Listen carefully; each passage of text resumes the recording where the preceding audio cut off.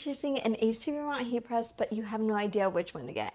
Don't worry, today I'm going to go over all of the differences in between the three HTVRont heat presses. One of the most common questions I get is which is the best HTVRont heat press for me?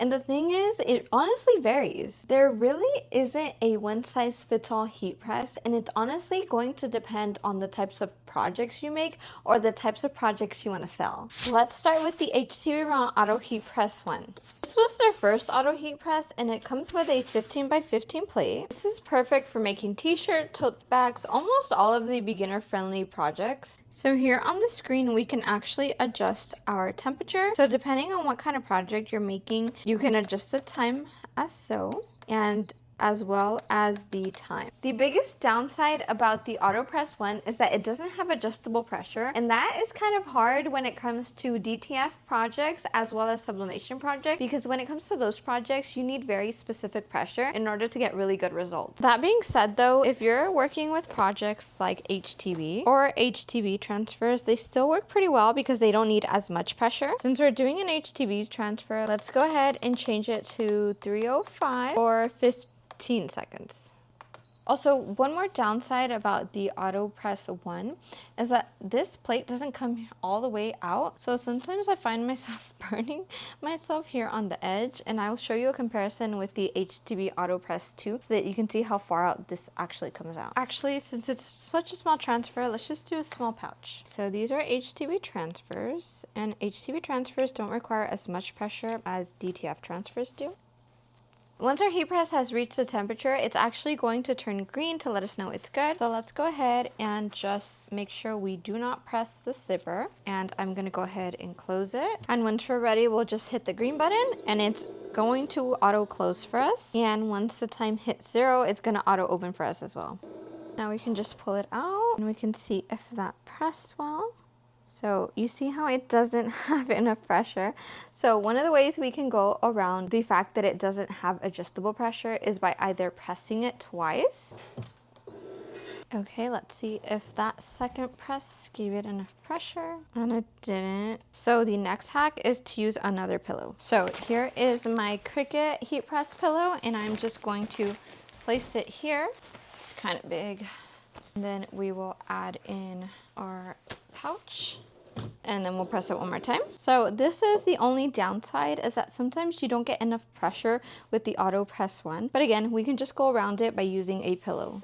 Okay, here we go. And see now we had enough pressure. So here is what our HTV transfer looked like. Super good. Now on to the manual heat press. So this one is a little different. It's still digital, so it has this little attachment where you just turn on, and here we can actually change the time and temperature. So to change the temperature, we're just going to click on the thermometer, and then from here you can adjust it. So we're going to change it down to 305, and we're going to click it again to hit enter. And then for the time, we only want 15 seconds, and then we'll hit it again. And now it's going to go ahead and heat up. This one is a little different too because this one swings away. And I have these two heat presses here, so you can't see, but it does reach all the way to the back. And as for the handle, you actually manually have to close it and open it. It's perfect if you do a lot of DTF and sublimation because it has an adjustable knob here so that you can adjust the pressure according to whatever transfer you're working with. It's still super beginner friendly. It's just a little different, but again, manual pressure is super important when it comes to DTF and sublimation, especially when you go to projects that are different thickness. Okay, so we'll place this one here, put it on the edge, we're gonna close it up, and we'll just wait for it to reach 305. Okay, so I'll actually beep once it reaches 305, but it just beeps one time, so I didn't get to catch that on camera, but it is ready. So let's go ahead and close it up. And again, depending on how much pressure you need, if you rotate it to the right, you up the pressure, or if you rotate it to the left, you decrease the pressure. So it really just depends on the type of project you're working with. So now we'll just lift it and move it to the side. Okay, so I up the pressure so that you can see a little bit that it does have more resistance when you up the pressure versus when I didn't have as much pressure. I could literally just slam it down so much easier. Okay, now moment of truth. with adjustable pressure, we get super clean presses on the first try. Now on to the auto open heat press 2. This one is a lot nicer. It has this screen here that can be adjusted. So let's go ahead and power it on. And for the controls, same thing, super easy to use. So on the thermostat, we are going to change it to 305. And on the time, we're going to change it back down to 15 seconds. Now, the real game changer here is the fact that we can adjust the pressure right here. So right now, this is the highest pressure, and depending on the types of projects that you're working with, you can up it or lower it. For HTV transfers, we need medium pressure. I'm just gonna do 110. Okay, so we'll set it. When you hear that beep, it sets, and same thing. It's going to be flashing red until it's ready, until it's reached the temperature that we set it to, which is the 305. So we'll just wait for it to heat up. While we wait, let me show you. This drawer pulls out here. It is still the 15 by 15. I actually have parchment paper here. Let me move this out of the way. But you see how it comes out all the way versus the auto press 1. There's not a lot of space here, so you just need to be careful with your fingers. Tip, when working with sublimation, make sure that you're always using parchment paper because your ink can bleed onto your pillow or onto your plate, and if it bleeds onto your plate, the next items that you press will also have ink smudges, and we don't want to mess up any materials that way. So just make sure to use parchment paper. I like to use parchment paper at the top and the bottom just to be safe. Okay, and I just want to show you one more time. They are all 15 by 15. All of these heat presses do press 15 by 15, which are perfect for beginners because they fit most beginner-friendly projects. They also are all great space savers because they're not huge compared to my 16 by 24 inch heat press.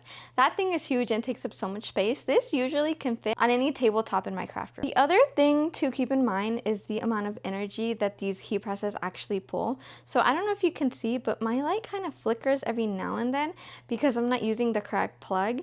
I actually had to upgrade one of my plugs on the other side of the wall, and I have a long extension cord that way that the heat presses can reach, but I totally forgot to use that today, so that's why you see the blinking light. My husband's not here right now, but if he was, he'd be like, why aren't you using your plug? We installed it for a reason. So just be mindful that these heat presses do take up a lot of energy. Okay, the auto heat press is still heating up. These actually heat up a lot faster than my bigger heat presses, so even though it might seem like it's taking a while because this is a short video, it doesn't take that much time. I also wanted to let you guys know that for my larger orders, like my bulk orders, for example, if I get like an order for 20 shirts, 30 shirts or whatever, bigger orders, I do use my 16 by 24 inch heat press. And also for my large projects, for example, like my sublimation blankets, those blankets, they're pretty big. So I do use my 16 by 24 inch heat press, but I would consider that heat press a non-beginner heat press, you know, but for everyday projects, for small orders, for example, when I'm working on that one, just the one t-shirt, I do use my auto open heat press too. Okay, our heat press is ready. As you can see, it turned green to let us know it's ready. Go ahead and grab my little pouch along with my HTV transfer. And we are going to place it right here. Is that even? It is. Then I'll place it to the side. We're gonna make sure not to touch the zipper with any heat. And here we go.